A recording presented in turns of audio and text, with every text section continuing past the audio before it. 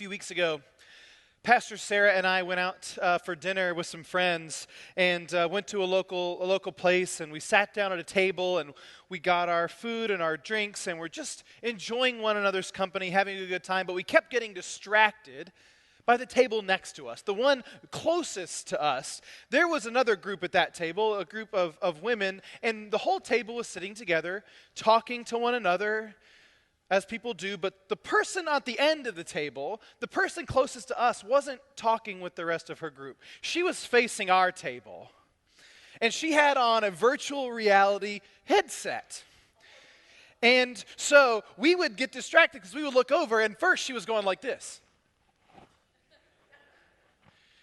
So we had a laugh. We thought it was funny, but we went back to our meal and one another. But pretty soon, one of our friends was poking us saying, "Check it out now." And this time, she was doing this. She was driving a race car in the middle of the restaurant, in the middle of a public place with everyone around her. It was pretty funny. But we went back to our meal, as people do, enjoying our dinner. And we couldn't help it. We looked over again because this time she was standing up out of her seat, facing us, going like this. In the middle of this place, this woman was in a totally different reality than the rest of us. And we had a good laugh that night. It was pretty funny to watch her continue to do that. But at the same time, I get it. The instinct to escape reality, to live in a different world, to pretend like the problems of our world don't exist anymore is a strong one. And I think that instinct is especially strong around Christmas time. I think for this few weeks a year, we all have a tendency to just put on our Christmas virtual reality, pretend like the world around us doesn't exist for just a little bit. Even being here at church today and hearing the Christmas story read and singing all the hymns, it's almost like we're putting on our own virtual reality, and all of a sudden we're not here anymore. We're flying across the globe and back thousands of years, and we can see a star overhead, and we can hear angels singing, and we can smell barn animals, but it's okay because it's Christmas, and there's peace. We do this in our homes, too. For just a few weeks a year, we put up a tree in our homes, and we decorate, and we light it up because this is a little different reality than the world around us for just this time of year. My favorite part of it is that we are currently living in a reality for just a few weeks where calories do not count. You can eat anything, it doesn't matter. You can have as much sweets and junk as you want because it's Christmas. It's a different reality than the rest of the world. Our money works differently this time of year. You have all bought stuff in the past week or two that you would never buy on January 5th or in the middle of June. But it's okay, because in this Christmas reality, our money just works a little differently. But my favorite part was growing up in South Carolina, where it never once snowed on Christmas, never even came that close. A lot of 65-degree Christmases, but that didn't stop my choir. Every year we would sing, "Let it snow, let it snow, let it snow." We knew it wasn't going to snow. There was no chance. But it didn't matter, because Christmas just exists in a different reality than the rest of the world. It is so nice. It's this perfect place where we can just put on our Christmas VR. Don't you wish you could do that any time of year? You're in the middle of the summer, you could just put on Christmas, and all of a sudden you'd be sitting by a fire, sipping your hot cocoa, watching snow fall, pretending like the real world just doesn't exist for a little bit. Because I think if we're all just honest, there's just a lot of things we want to escape from right now. We're living through this heavy moment in our world, in our country, in our lives. I know that many of you have so much stress and anxiety, trying to please people, trying to do it all, trying to please everyone at work or at school, trying to get everything done that you need to get done because of the expectations on you, and you're losing sleep at night because of the pressure. I know that many of us have brokenness in our families. People we're not close to anymore. People who won't be around the Christmas table this year for whatever reason. And it just feels especially heavy this time of year. On top of it all, we are living through this very tense political moment in our country right now. We just don't know how to talk to one another. We don't know what it means to disagree with one another. We can't even agree on what a fact is anymore. And we've lost that ability. We are just stuck in this confusing time of tense political turmoil. And I work with students on a regular basis, and I'm constantly hearing from them about the fear that they have right now. A school shooting in our area not all that long ago. Kids ducking under desks in lockdown drills. This constant fear of violence in this world is real. It's here. It's a natural human instinct to just want to put on a VR headset and get away from it all for just a little bit. We talk a big game at church about at Christmas God coming into the world and changing everything, but we know that when December 26th rolls around and we take off that headset, that these same things are going to be there. And they might be getting worse. You think as 2020 rolls around, an election year, we're not going to just want to live constantly in our Christmas world the whole year? Because Christmas is full of these warm feelings, this joy and this peace and this hope. But why?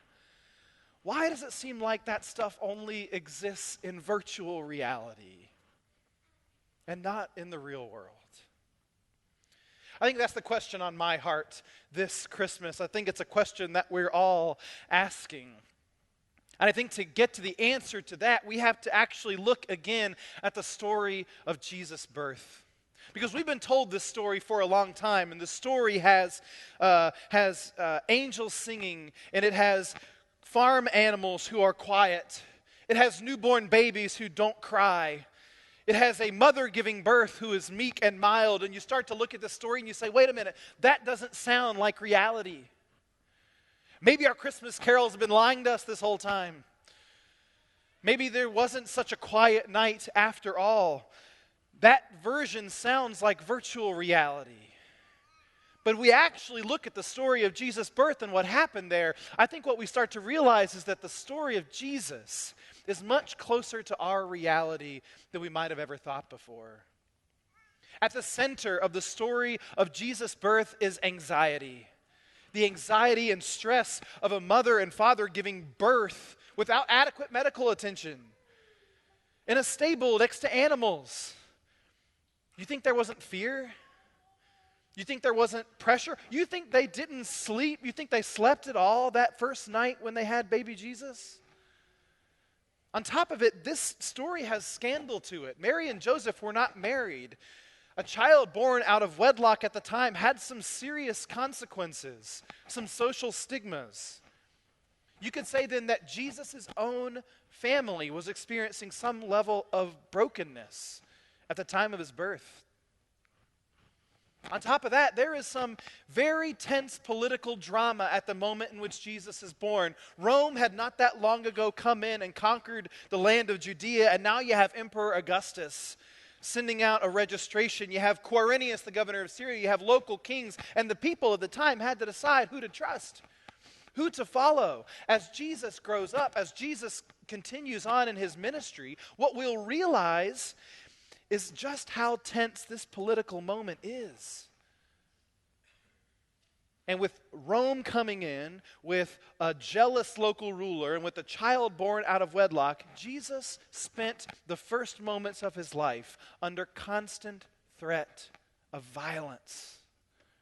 It was a violent world. Not long after Jesus' birth, Herod will order a mass murder of all the children born in Bethlehem.